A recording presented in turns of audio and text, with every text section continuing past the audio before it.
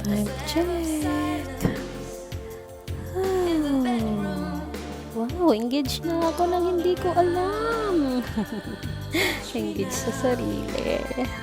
Ayan, oras na para magpalit ng nail polish. Ayan, gala muna tayo. Kakain na ako niyan. Gutom na ako. Date ko lang ang sarili ko kasi engaged na ako, di ba? Ayan. Kain lang. Nagutom ang Inday, ang lakwatseram nyo. Kakain muna, pero meron siyang lakas maglakwatsa sa araw na to. Ayan. Sige, lamon pa. Ba't nakaplex talaga yung sing-sing ko? Tingnan nyo, engaged na siya talaga. Engaged na sa sarili.